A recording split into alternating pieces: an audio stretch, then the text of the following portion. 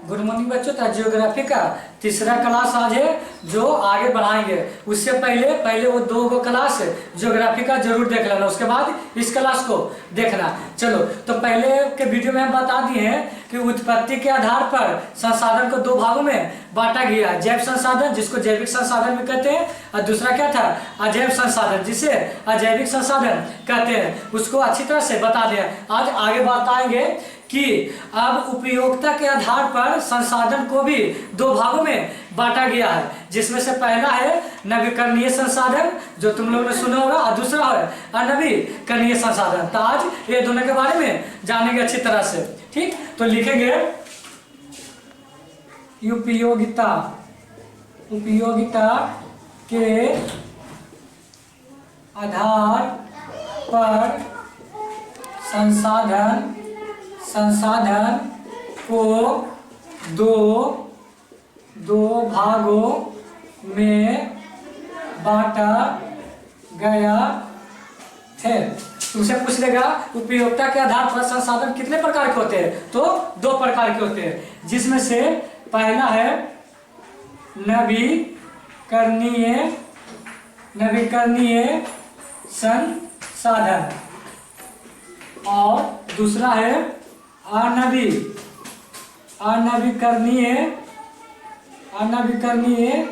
संसाधन।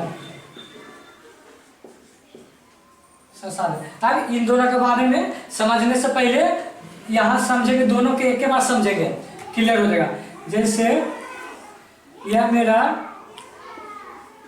सन यानी सूरज है, दूसरा यह मेरा कोयला का खान है। अब देखो ध्यान से, यह सन है या कोयला है। अब ध्यान से देखो, पहले कुछ कोयला के बारे में जान लेते हैं कि कोयला का निर्माण कैसे होगा। तो हमारे पृथ्वी पर लाखों बरस बाद पृथ्वी पर के जो पेड़ पौधे तथा जीव जंतु बड़े बड़े जैसे डायनासोर थे पहले हमारे पृथ्वी पर, तो क्या हुआ ना कि भूकंप और ज्वालामुखी के कारण वह जमीन के नीचे चल गया। यानी कहने का मतलब पृथ्वी के उत्तरी पेड़ पौधा था, पेड़ पौधा था, चाहे जीव जंतु था, कुछ भी था, जीव जंतु। भूकंप आया, ज्वालामुखी आया जो पृथ्वी के नीचे चल गया, यानी यहाँ पर आ गया। किसके कारण? भूकंप और ज्वालामुखी के कारण, और ज्वार भाटा के कारण इसके ऊपर मिट्टी के परत चढ़ गया। तो ये दोनों बीच में रह गया, पेड़ पौधा और जीव जंतु। और बहुत समय के बाद इसमें ऑक्सीजन नहीं गया और बैक्टीरिया के कारण या इसका रंग कुछ हो गया, काला दम हो गया और कठोर हो गया। ऑक्सीजन नहीं जाता, कठोर हो जाता। तो इसी कारण यह काला रूप ले लिया, काला रूप और कठोर हो गया, और यही क्या कहलाने लगा, कोयला। तो कोयला का निर्माण कैसे होता है? पृथ्वी पर लाखों बरस बाद हमारे पेड़ पौधे तथा बड़े बड़े जीव जंतु भूकंप और ज्वालामुखी के कारण पृथ्वी के नीचे चल गया, जिसके कारण ऑक्सीजन नहीं पहुंचा और बैक्टीरिया और ऑक्सीजन, और इसमें दबाव भी रहता है, आंतरिक दबाव के कारण इसका रूप क्या हो गया, काला ही जो काला रूप हुआ वही क्या कहला गया, कोयला कहलाया। तो कोयला के बारे में समझ जाओ। और कोयला से दो पॉइंट और समझो। कोयला का सबसे अच्छा उच्चतम क्वालिटी कौन कोयला होता है अगर पढ़े हुए तो एंथ्रासाइट। कौन होता है? एंथ्रासाइट कोयला। कोई दिक्कत? कोई तुमसे पूछेगा कि कोयला में सबसे अच्छा कौन होता है, तो एंथ्रासाइट कोयला ये सबसे अच्छा माना जाता है। और सबसे खराब, ये सबसे अच्छा, और सबसे खराब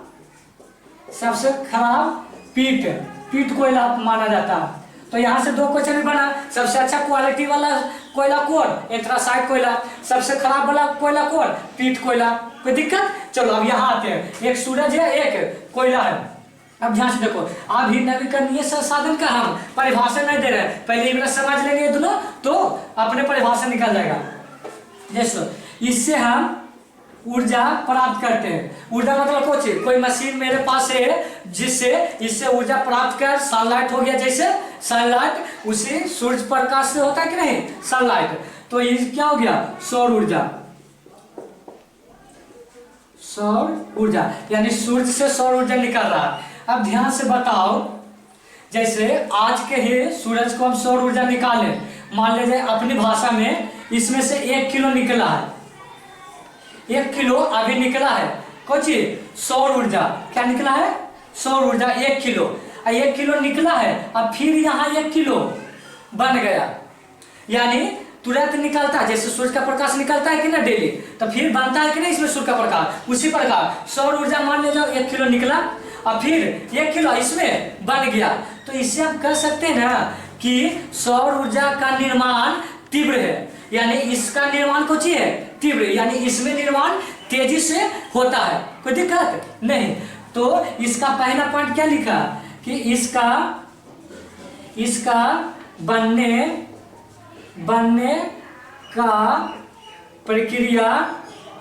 बनने का प्रक्रिया तीव्र है, तीव्र माने तेज है। 1 किलो निकला, जस्ट इसका अंदर 1 किलो ऊर्जा बन गया, समझ में आ गया होगा। अब इसमें देखो, मान लिया जाए ये कोयला लिए, कोयला को जला दिए, तो उसका राख जो बचा उसका फिर हम कोयला बना सकते हैं? नहीं, कोई काम के नहीं रहेगा उसका राख। तो इसका कहने का मतलब क्या हुआ कि इसका हम ये गोला उपयोग कर लिए तो क्या हो गया, खत्म हो गया।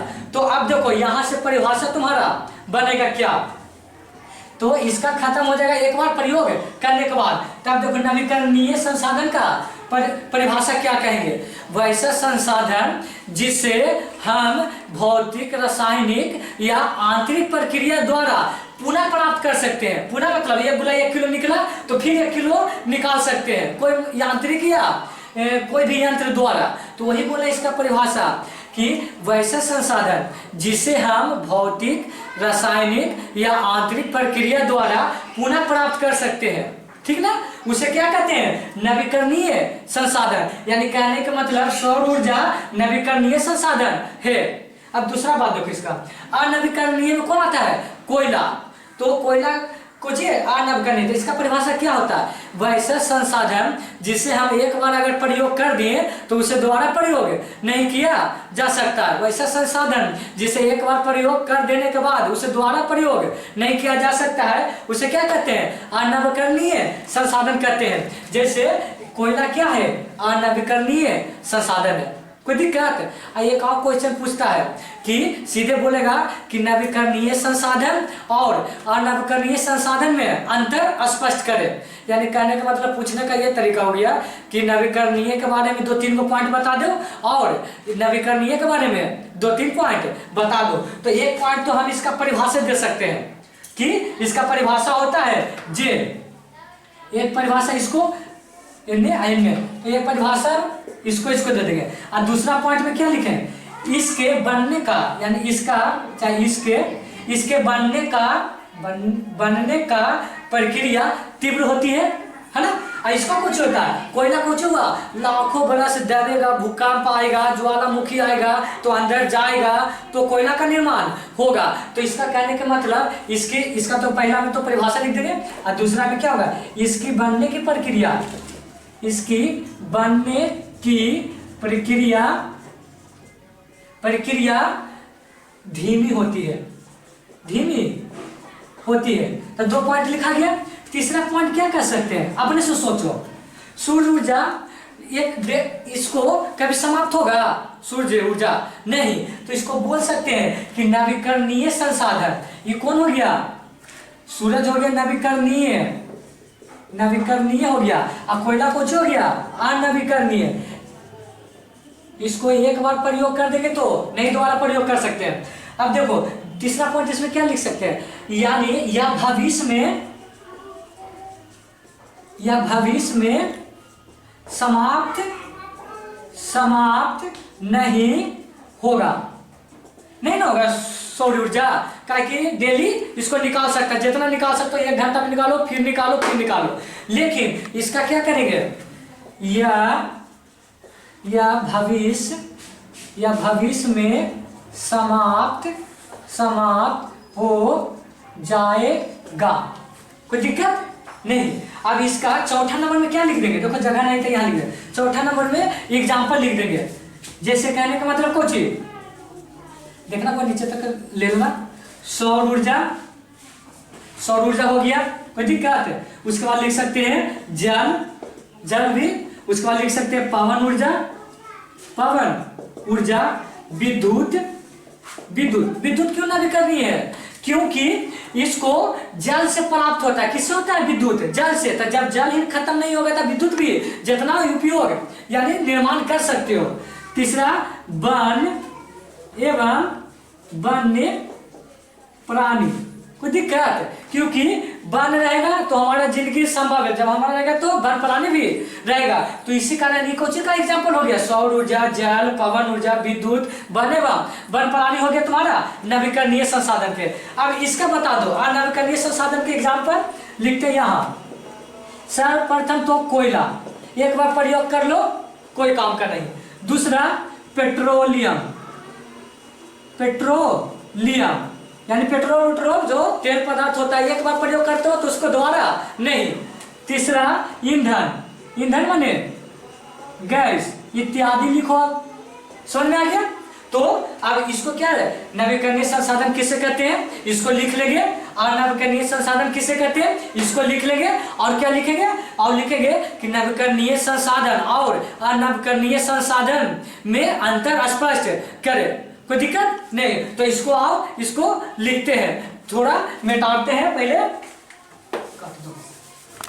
तो देखो हम लिख दिए हैं कि नवीकरणीय संसाधन किसे कहते हैं। तो वैसे संसाधन जिन्हें भौतिक, रासायनिक या यांत्रिक प्रक्रिया द्वारा पुनः प्राप्त किए जा सकते हैं वह नवीकरणीय संसाधन कहलाते हैं।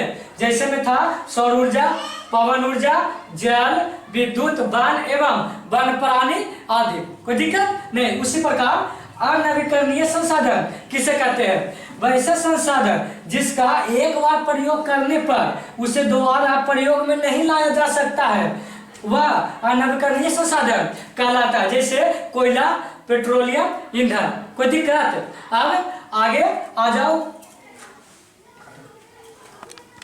तब देखो आगे अगला क्वेश्चन क्या दे सकता है, नवीकरणीय संसाधन और अनवीकरणीय संसाधन में अंतर स्पष्ट करे यानी अंतर बताए। तो आंसर में क्या लिखे, एक पेज के ऐसे लाइन पार देंगे और एक तरफ नवीकरणीय संसाधन और दूसरे तरफ अनवीकरणीय संसाधन। पहला अंतर में कुछ लिखेंगे, इसका परिभाषा दे देंगे कि वैसे संसाधन जिन्हें भौतिक, रासायनिक या यांत्रिक प्रक्रिया द्वारा पुनः प्राप्त किए जा सकते हैं वह नवीकरणीय संसाधन करा सकते हैं। दूसरा, वह इसमें एक उल्टे जस्ट लिखाता है। तो वैसे संसाधन जिन्हें भौतिक, रासायनिक या यांत्रिक प्रक्रिया द्वारा पुनः प्राप्त नहीं किए जा सकते वह क्या कहलाएगा, अनवीकरणीय संसाधन कहलाएगा।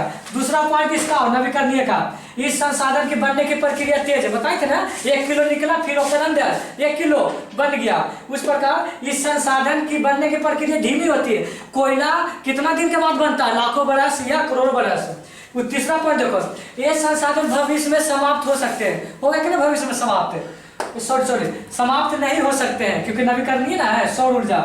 आइए भविष्य में समाप्त हो जाएंगे। एग्जाम्पल फिर लिख देंगे, सौर ऊर्जा, पवन ऊर्जा, जल, विद्युत, कोयला, पेट्रोलियम, ईंधन। तो इतना तो काफी है, ठीक ना? अच्छे से इसको लिख लेना। अब अगला 2 क्वेश्चन बच गया।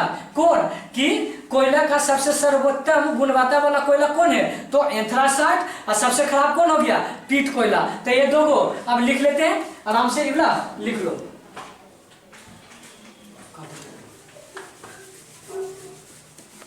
चलो तो अगला क्वेश्चन लिख लो आंसर कि सर्वोत्तम कोयला का प्रकार कौन सा है?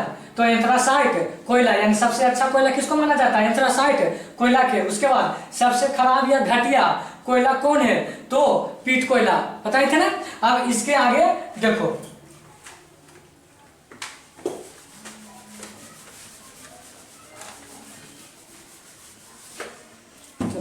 तो उपयोगिता के आधार पर संसाधन को कितने भागों में बांटा गया है? 2 भागों में। एगो नवीकरणीय संसाधन है, एगो अनवीकरणीय संसाधन। अब देखो ध्यान से, एगो के बांटे थे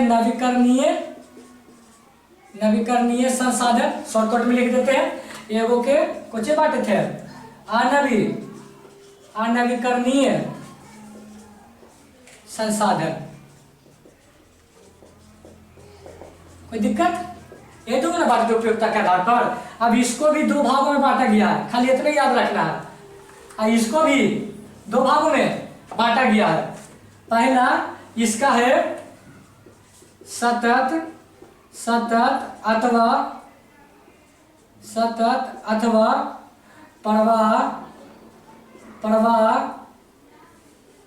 प्रवाह संसाधन। दूसरा इसी का है जैव संसाधन अंतर्गत, ठीक है ना। इसमें देखो इसका भी दो गो भाग में है, चक्रीय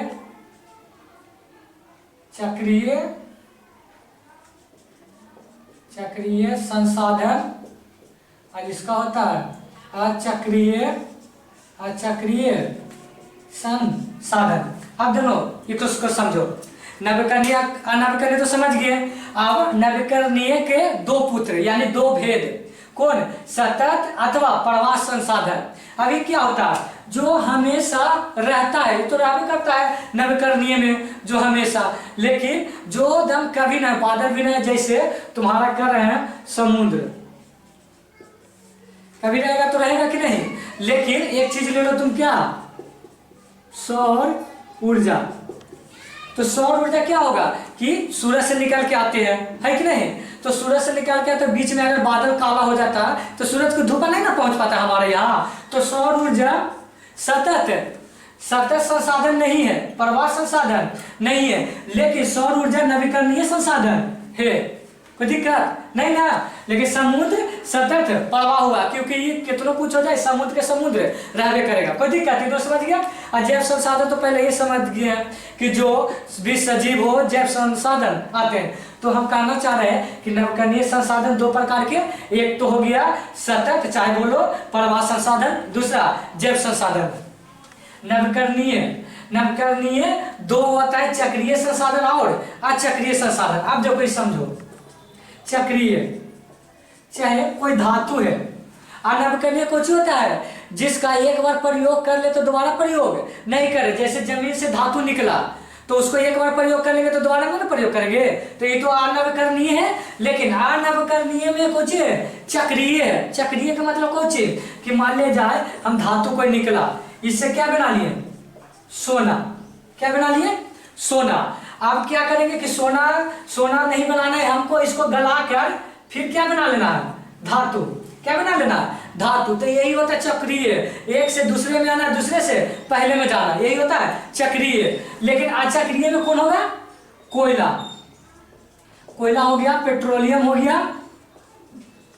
क्यों? क्योंकि इसका एक बार उपयोग कर लेगा तो दोबारा नहीं बनेगा, यानी एक गुला इसको कुछ बना लेंगे दोबारा उसका उपयोग नहीं कर सकते हैं। तो यही होता है क्या?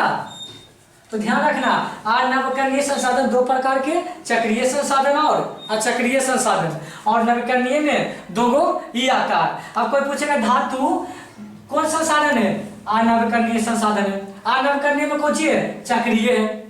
उसी प्रकार पूछेगा कोयला कौन संसाधन है? अनवीकरणीय। अनवीकरणीय में कौन सा है? अचक्रीय है। उसके बाद इसमें पूछेगा सौर ऊर्जा कौन सा संसाधन है? नवीकरणीय है। समुद्र कौन सा है? नवीकरणीय संसाधन है। और सतत प्रवाह संसाधन है। यही खाली याद रखें, नवीकरणीय के दो प्रकार के होते हैं, अनवीकरणीय भी दो प्रकार के होते हैं। कोई दिक्कत? तो ये दोनों तो क्लियर हो गया। अब देखो एक कोयला और पेट्रोलियम। कोयला तो जान ही रहे हो, पेट्रोलियम जब तेल नीचे से निकलता है, ये दोनों को जीवाश्म ईंधन कहते हैं। जीवाश्म ईंधन क्या कहा जाता है? जीवाश्म ईंधन कहा जाता है, क्योंकि जीव के नीचे दब जाने से बना था ना, वही। तो इसको लिख सकते हैं कोयला, अगला को देख के लिख लो, कोयला नोट, कोयला और पेट्रोलियम को जीवाश्म ईंधन कहा जाता है, क्योंकि ये दबने से जो भी पेड़ पौधे बना था, जीव जंतु दब के जो बना था, इसलिए इसे जीवाश्म ईंधन कहा जाता है। तो इतना तक ये अच्छे से याद कर लेना और बाकी बात अगले वीडियो में।